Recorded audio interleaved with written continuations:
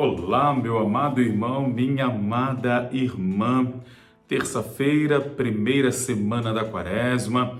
Estamos nós aqui mais uma vez reunidos e agora nesta manhã para juntos podermos seguir neste nosso itinerário bíblico, espiritual e teológico, vivenciando o nosso retiro quaresmal junto à comunidade católica Dom de Deus. Eu sou o Padre Cláudio, tenho tido a graça de estar com você a cada manhã, desde a quinta-feira depois da quarta-feira de cinzas, vivendo estes momentos tão especiais, não só de escuta da palavra, mas também de nos colocarmos à beira do poço, como a mulher samaritana, e ali podermos ouvir o Senhor, ali podermos também nos deixar tocar por Ele. Sei que certamente para você tem sido dias muito especiais. Pensar que daqui a pouco mais do que 35 dias estaremos já vivendo a Semana Santa, vivendo o Tríduo Pascal, nos preparando de modo especial para vivermos então a Páscoa do Senhor. E o que é a Páscoa, meu amado, minha amada, senão uma experiência de ressurreição? E só pode ressuscitar com Cristo aquele que de fato faz um caminho também de cruz, também um caminho de sofrimento, para ressuscitar com Jesus. E nós, no oferecimento de nossa vida, no oferecimento de nossas dores, no oferecimento de nossas dificuldades, de nossas tribulações, certamente vamos expiando uma multidão de pecados e recebendo a graça de Cristo. Convidamos você a nessa manhã de terça-feira já tomar a palavra do Senhor, ou ao menos abrir o seu coração para acolher Deus em sua vida, acolher o Senhor em sua história. Vamos iniciar este nosso dia de retiro, em nome do Pai, e do Filho, e do Espírito Santo. Amém. Vinde, Espírito Santo, enchei os corações dos vossos fiéis, e acendei neles o fogo do vosso amor. Enviai o vosso Espírito, e tudo será criado, e renovareis a face da terra. Oremos. Deus, que instruíste os corações dos vossos fiéis, com a luz do Espírito Santo, fazei que apreciemos retamente todas as coisas, segundo o mesmo Espírito, e gozemos sempre da sua consolação. Por Cristo, Senhor nosso. Amém. Pai Santo, em nome de Jesus, nosso Senhor, que a graça do Teu Espírito Santo possa estar nos conduzindo no deserto. A nós que desejamos abrir o nosso coração, a nós que pedimos a graça da escuta de Sua palavra, fazei que nesta manhã vossa palavra proclamada sobre nós nos auxilie neste nosso caminho de ressurreição. Acolhemos a palavra de Deus semeada sobre a nossa vida. Se você está com a Bíblia, tome-a em suas mãos, capítulo 6 do Evangelho de São Mateus, nos versículos de 7 a 15. Mateus 6, versículos de 7 a 15. Nas vossas orações, não multipliqueis as palavras como fazem os pagãos, que julgam que serão ouvidos à força de palavras. Não os imiteis, porque vosso Pai sabe o que vos é necessário, antes que vós lhe peçais. Eis como deveis rezar. Pai nosso, que estais nos céus, santificado seja o vosso nome. Venha a nós o vosso reino. Seja feita a vossa vontade, assim na terra como no céu. O pão nosso de cada dia nos dai hoje. Perdoai-nos as nossas ofensas, assim como nós perdoamos aos que nos ofenderam. E não nos deixeis cair em tentação, mas livrai-nos do mal. Porque se perdoardes aos homens as suas ofensas, vosso Pai celeste também vos perdoará. Mas se não perdoardes aos homens, tampouco vosso Pai vos perdoará. Palavra da salvação, glória a vós, Senhor. Assim como nós perdoamos a quem nos tem ofendido. Quando Jesus no início do seu capítulo 6 em São Mateus, começa a instruir os discípulos, os seus apóstolos, como homens e mestres de oração. Quer também capacitá-los para entender que a oração, ela só pode ser vivida em intimidade com o Senhor, quando esta oração ela brota de um coração capaz de perdoar. E porque na oração do Pai Nosso, Mateus, no último versículo hoje lido, traz entre os 7 pedidos do Pai Nosso, aquele que diz sobre o perdão. Por quê? Ele diz, se perdoardes de coração os homens as suas ofensas, vosso Pai Celeste também vos perdoará. A oração é um dos movimentos mais importantes na vida do homem, na vida cristã, na vida da pessoa, na vida da mulher. A oração é o movimento que mais exemplifica a natureza de nossa existência, porque é da oração que provém todas as outras coisas. Uma pessoa de profunda intimidade com Deus, ela é capaz de olhar a vida e olhar as realidades da vida e sempre agir. E por isso, poderíamos dizer que o final da palavra oração traz consigo aquelas mesmas letras que formam a palavra ação. É claro que isso é uma coincidência, ou podemos dizer uma providência, mas é para nos mostrar que toda verdadeira oração, ela nos leva à ação. Toda verdadeira oração, ela nos coloca diante das realidades da vida. E por duas coisas podemos entender a importância da oração no tempo quaresmal. A primeira é justamente por nos colocar em intimidade com Deus. E só pode entrar em intimidade com Deus e viver realmente uma oração aquele e aquela que tem o seu coração totalmente disposto a Deus. E um coração disposto a Deus é um coração que fez a experiência do perdão. E do perdão aqui traduzido como um gesto de misericórdia, de amor.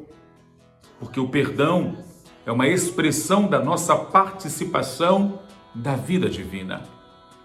E se o perdão é uma expressão da nossa participação na vida divina, então cada vez que fazemos o exercício de perdoar, nós estamos experimentando a graça do divino em nós.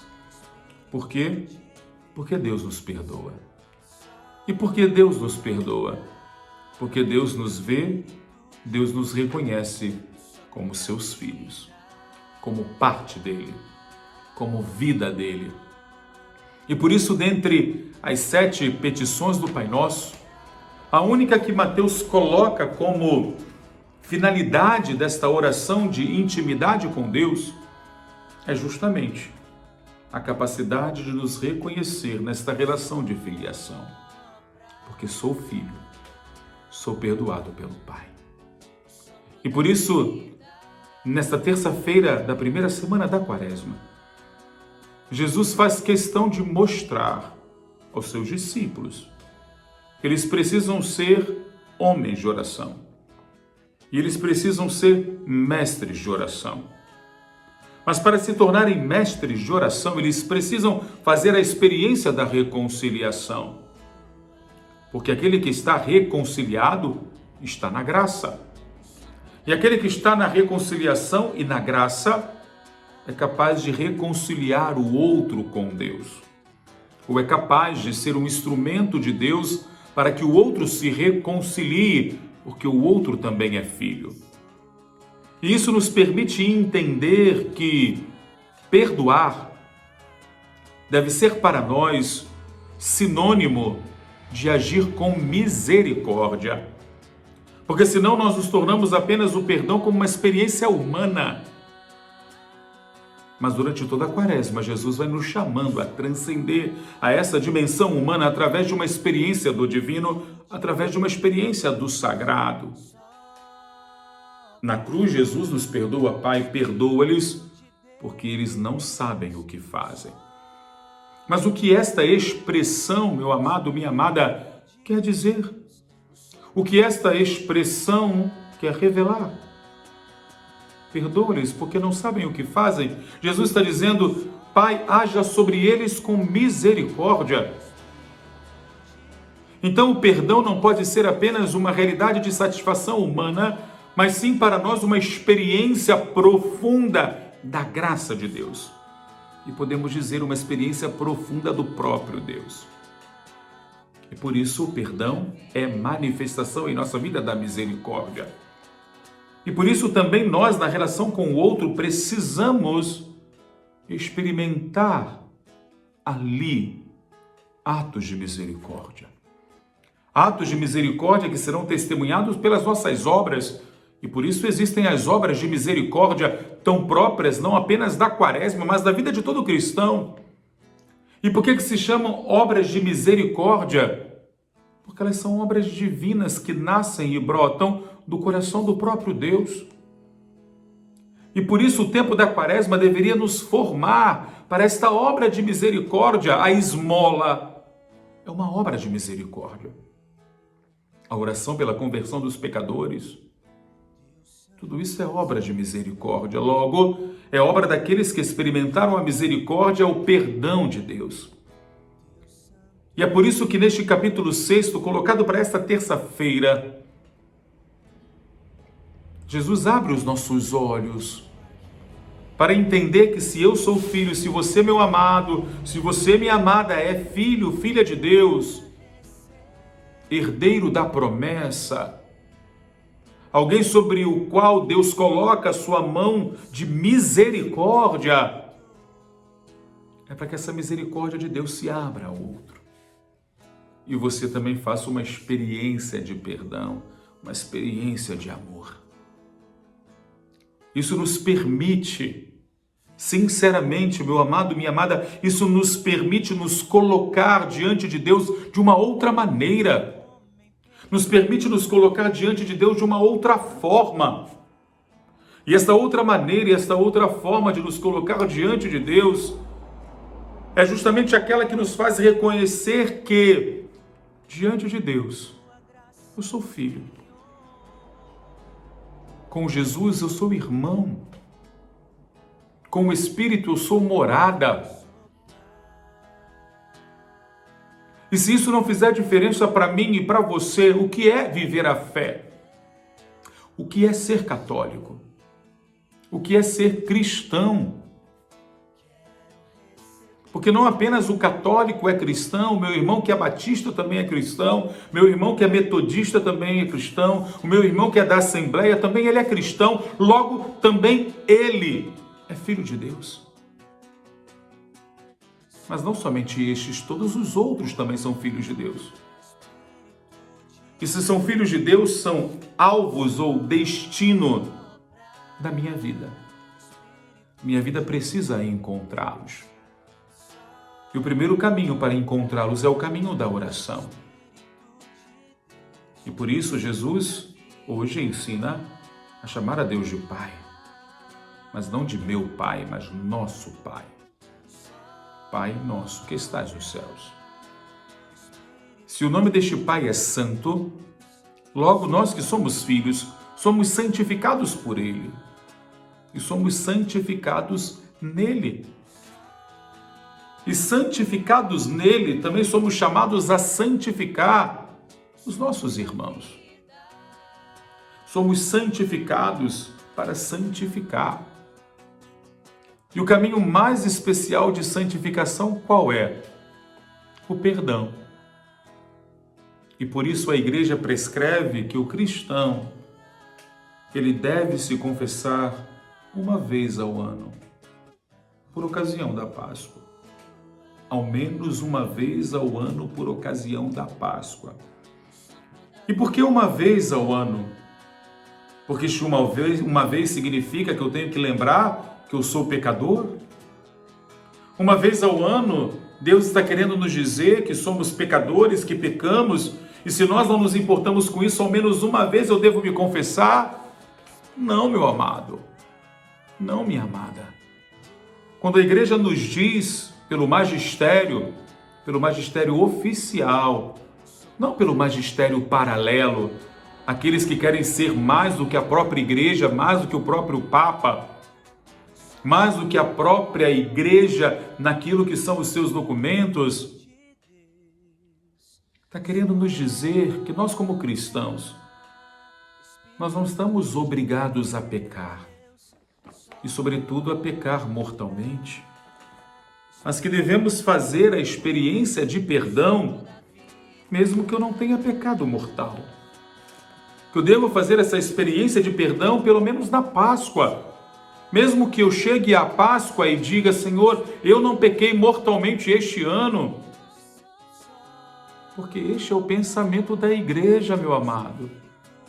O pensamento da igreja não é olhar para você e dizer, você é um pecador e por isso você está privado da graça e por isso você precisa recorrer muitas vezes à confissão. Não!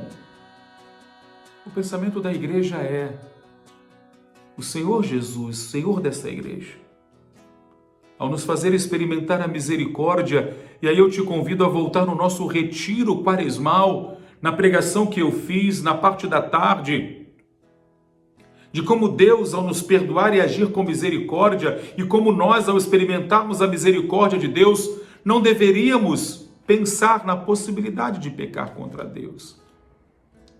E é isso que a igreja, nesses 12.000 anos, diz. Você é feito para a graça. Não precisa pecar mortalmente. Há força em você que o ajuda.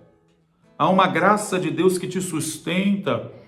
Mas mesmo que neste ano você não tenha pecado mortalmente, mesmo que tenha experimentado os pecados veniais, mesmo assim se confesse. Talvez você esteja agora pensando, padre, o senhor não me conhece.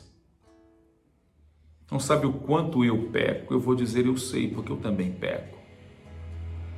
Mas isso não quer dizer que a igreja me veja assim, como alguém que não tem jeito, ou como alguém que logo, mesmo se confessando hoje, amanhã vai pecar mortalmente. Não!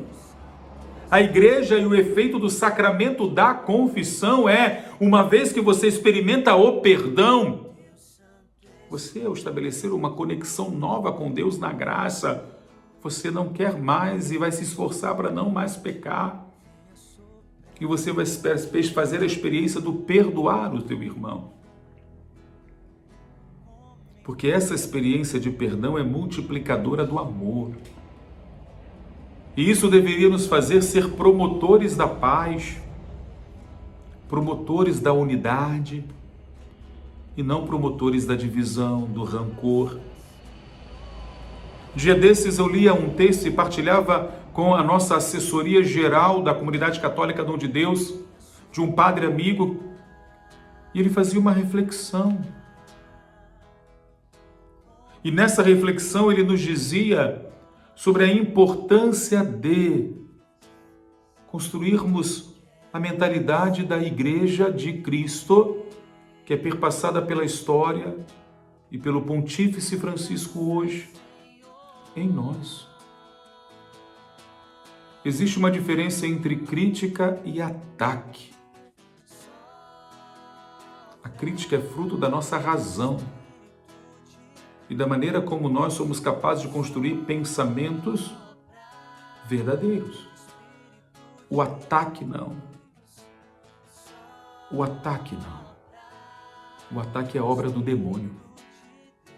E por isso, quando você ataca alguém, quando você ataca a instituição, quando você ataca o outro, você está sendo instrumento do demônio e não um instrumento de Deus. Mas muitas vezes nós achamos que estamos criticando quando na verdade nós estamos atacando. Então não existe perdão, só existe julgamento. E a lógica de Jesus e o Pai Nosso nos ensina isto hoje. Então você, ao se colocar à beira do poço, assim como eu estou me colocando hoje, peça ao Senhor a graça. A graça de fazer com que esta palavra ensinada pelo Senhor hoje te faça viver este dia de uma maneira nova. E se te é difícil viver assim, segue o caminho que propomos nesse e-book quaresmal. Tenha um irmão, uma irmã para partilhar a sua vida, ou o que você está vivendo cada dia dessa quaresma, porque crescemos assim, não numa vida solitária, mas numa vida fraterna. Que o Senhor te abençoe nessa terça-feira, que a graça de Deus esteja sobre você e que a Virgem Mãe cele conosco este momento com esta oração. Ave Maria, cheia de graça, o Senhor é convosco. Bendita sois vós entre as mulheres, e bendito é o fruto do vosso ventre, Jesus. Santa Maria, Mãe de Deus, rogai por nós, pecadores, agora e na hora de nossa morte. Amém. Glória ao Pai, ao Filho e ao Espírito Santo, como era no princípio, agora e sempre. Amém. Em nome do Pai, e do Filho, e do Espírito Santo. Amém. Até amanhã, quarta-feira. Não esqueça, hoje às 20 horas, teremos mais um momento de complementariedade à nossa partilha, através da reflexão do tema do dia, direto com nossas irmãs do nosso oratório São Miguel Arcanjo.